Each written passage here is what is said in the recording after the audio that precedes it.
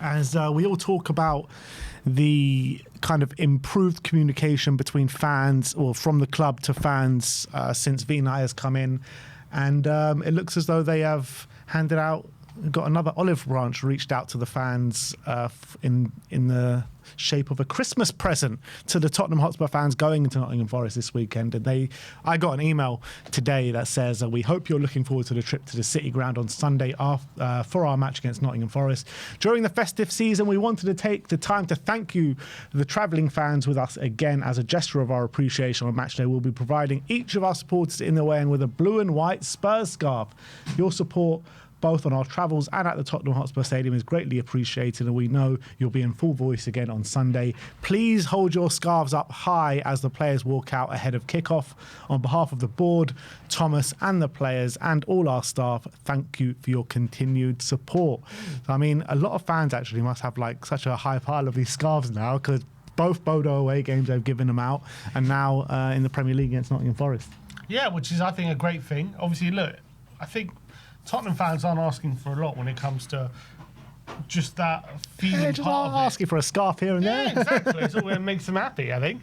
And look, I think it's been a big topic of conversation, hasn't it, in recent weeks about the distance between the fans and the club and the lack of connection.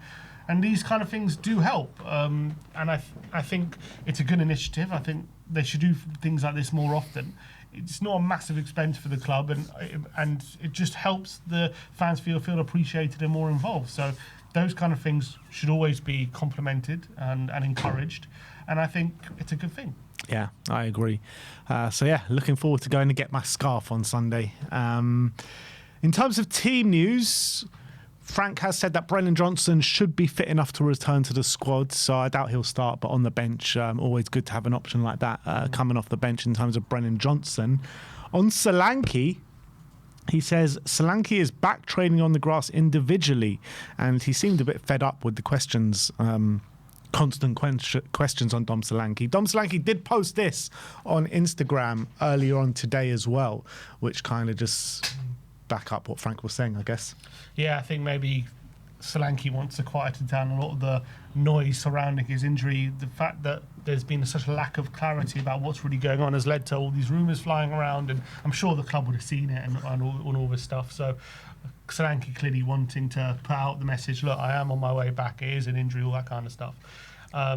So let's hope we'll see him before the new year. No, I guess no hope really with that happening. We'll see when he's actually back. But they didn't, again, no timeline, as Frank said again, that when he is back fully training, he will let us know. And as well, we have seen him back on the grass in images before, like a couple months ago. So this isn't anything new.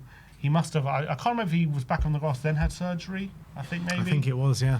So maybe that was the issue. So now he's back on the grass since the surgery, which is good news, but still going to be at least a few weeks away, I'd assume.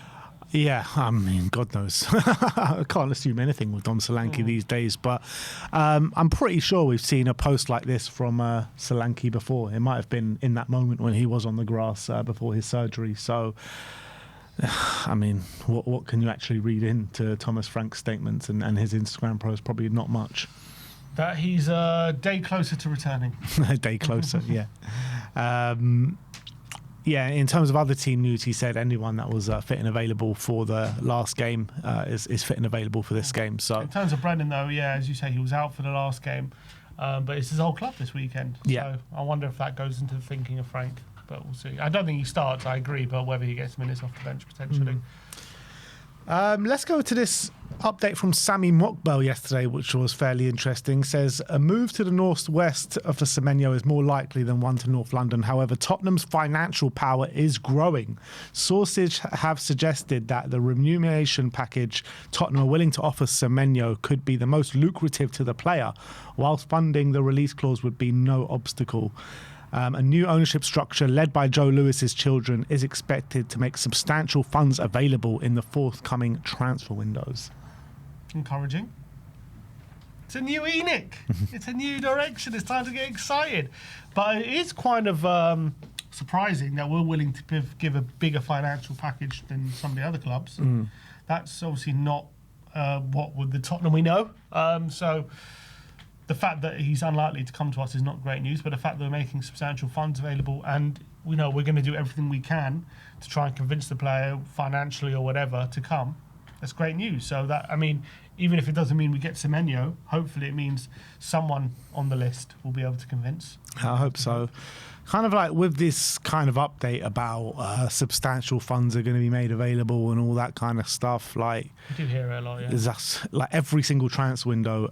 Before the transfer window opens, you get some reliable journalist coming out being like, yeah, this is the transfer window. Spurs have got a lot of money to play with and all this kind of stuff. And it never seems to kind of materialise. So we'll have to wait and see, don't we? Yeah, of course. We'll believe when we see it. I think it's right to be sceptical. It's still Enoch at the end of the day. As much as Levy's gone, Enoch is still Enoch. So we have to see that they've really changed before we can say this is a new Tottenham. Obviously, they're selling that to us. But whether it's true, actions speak louder than words, don't they? Yeah, it does. But like, I think like, because it's new people at the helm and new people are running the club, it is worth to be maybe more patient than the 25 years where we ran out of patience. You know what I mean? Oh, but Enoch were there for 25 years. Yeah, but it wasn't the same people running it. No, but it's not like they were just like not involved or anything. Or maybe they weren't, but I don't know. Well, they weren't. Huh? They weren't involved, the Lewis's kids. Technically, yes, but did they really have... I'm sure they didn't actually ever say, but like right now, they're the Lewis family. It's the Lewis family. They've been around and around it. Like, it's not no, they like haven't. They've just been... Huh? The Lewis kids haven't been anywhere near it. They've been part of, not part of the club, but they're the Lewis children. It's not like they've just been completely separated. Like, they've been in and around that environment. I'm sure they had conversations. You don't think they've spoken to Levy before? I don't think they had anything to do with running the football club, no. Not anything to... I'm not saying they had decisions, but they have been in and around the football club. Have they? I don't ever remember seeing them. So the first time they stepped into the Tottenham Stadium was 6 months ago. I mean, I'm sure they went to games here and there, but they had nothing to do with running the football club. Do you think they heard things and were involved in some discussions? I don't think they were involved in any discussions in running the football club, no. You don't think they spoke to Joe Lewis ever? Well, his dad? His dad. Their dad, yeah. exactly. But so did you speak to your dad? Do you have any sway in the way he runs his business? No, but I'm not looking to take over his company. No, but you might have been one once upon a time. And then I would have probably. No, been you involved. wouldn't. What, in decision making at his Not own involved in business? decision making, but involved in discussions. Yeah. But involved in discussions and being a decision maker is completely different. Of course, I understand And that. now they're decision makers, which they never were before. Yes, but even Enoch close is still to. the ones in charge. Yeah. It's not. I understand new people are running it, but a lot of the same people are still there. On the board, Matthew Collicott's still there, but the people that Spurs fans are very angry of with Levy and Donna Cullen have gone. They were the face of it. But look, for me, we'll just have to wait and see. Like, Enoch is still... I'm with you on that. Wait and see. But in terms of, it's just the same people running the show, that's just not the truth. Because it's not. It's the same company, but new people are running the company. Right, but we'll have to see if at the end of the day, it is the same company, though. It's not like a different company. No, it's so it's the same company under whether they'll change, under different leadership. Make the changes that we need. Yeah, and we just got to hope and pray that is the case. This last one, João Palhinha has hit back at Jamie Carragher over him criticising his ability on the ball. And this is Jamie Carragher is putting himself in a bit of deep water recently with his presenting, obviously, the whole Mo Salah thing. There's this João Palhinha thing. Erling Haaland made a joke about it when he came on and had an interview. But João Palhinha says that some people need to speak about others to be on the TV. It makes it a bit embarrassing seeing sometimes the ex-players speaking that way. They speak and they look sometimes like superstars on their past. I don't have a problem to say. I think they should have seen probably more games of me at Tottenham. I think I'm having a top season. That's what João's saying. I think these are old quotes, 'cause I'm pretty sure he said this over the international break. Oh, really? But anyway, I think they've recirculated for some reason over the last day, maybe because Carragher went on his whole run. But to be fair, I thought Carragher's criticism was fair. Like, he wasn't criticising him for playing badly. He was saying he doesn't do this certain thing, which is progress the ball. And that's absolutely right. I think that's a fair, not even a criticism, just pointing out, like, he doesn't do this thing, which I think a lot of top teams need from their number 6. And Palhinha is obviously I don't know if he watched the criticism or not, but he's obviously seen what Carragher said, or maybe he's heard that Carragher went for him, and he's taken offence to it. But the reality is, all Carragher did was point out a stat. He said, look at them, these are midfielders in the Premier League. This is how much they progress the ball, and this is where Palhinha is, and he's right at the bottom. So that's all he said. He didn't say he's a bad player. He didn't even say he's playing badly or he's having a bad season. No one's even said that. It's just, I think all he said was he doesn't progress the ball anywhere near like the other centre mids. I think it's pretty much what the majority of Spurs fans are saying right now as well. Yeah, exactly. So I think he's taken it a bit too personally, which I think doesn't need to. So Florian Plettenberg has just tweeted 5 minutes ago saying that top clubs from England all have Yan Diomande in their sights. Liverpool, Chelsea, Tottenham, Man City and many more. Contrary to other reports, there are no concrete or advanced talks with any clubs. Contract until 2030 with no release clause. A move after the World Cup is possible. Leipzig are considering a fee of over 100 million euros for the incredible talent. I've seen that Yan Diomande is up there with Luka Vuskovic in terms of top performing under 21-year-olds around Europe. Yeah, and he just scored a hat-trick not so long ago. Maybe in the last game for Leipzig. And look, since we've been linked with him, we've looked at him a bit more, and he does seem like a very exciting player, and a lot of people are very excited about him. So maybe, is he the answer? Who knows? I don't know if he... No, who knows? He's not... The reality is he's, what, 20? 19? So it's tough to say. Would you spend 100 million on him? No, obviously not. That'd be crazy. Based off 23 games, but he is playing very well. 100 million seems nuts, though. Yeah. 100 million euros is what, like 80, 85 million pounds? It's crazy money, isn't it? It's absolutely nuts money for a player of his... For what he's done, his experience. It's crazy. I think, do you think someone will actually do it, though? Will like a Man City or one of these heavyweights do it? No way in January they do it. No way. I don't believe that. Thing is, if he carries on this kind of form till the end of the season, then he might actually be worth it. Correct. And that's when they're talking about selling him after the World Cup, not this January. So you never know. Watch his space. Well, he has to continue it, and that's like the of course. Of course. It's like you can't say if he continues it. Like that's the most hardest thing to do, is to continue that form.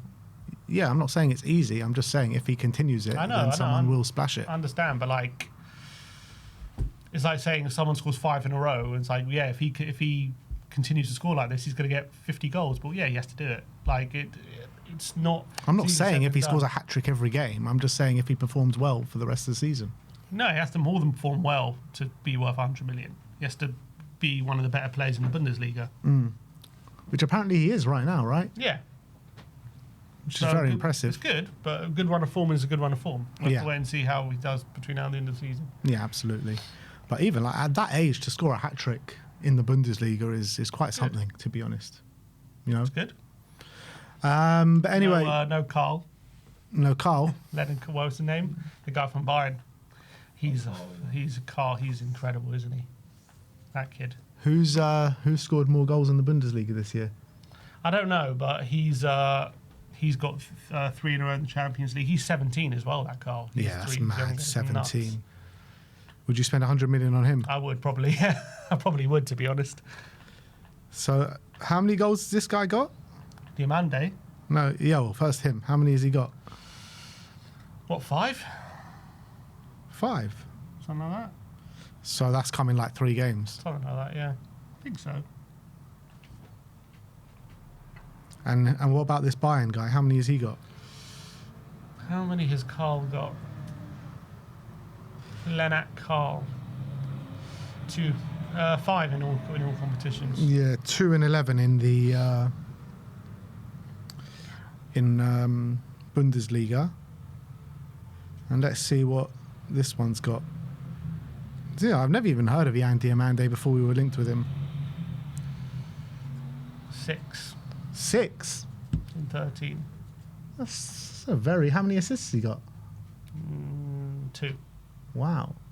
7 goal contributions in 15 games. 8 goal contributions. 8? Wow. In 13 games. That's pretty good, man. It is good. But it's 13 games. Yeah. Well, how many games has Kyle played? Carl. Yeah, but he's 3 years younger. Yeah, but still, 19 is still very young. Yeah. I'm not saying he's not. I'm 2 years younger. I'm warming to the idea of it more and more. This Yan Diomande. Would you guys take him? Would you guys actually spend that kind? I don't think he's going to go for that money. I think he'll go for like 70. 80 million euros I would spend on him. They only demanded, 51 for Xavi. Yeah. So.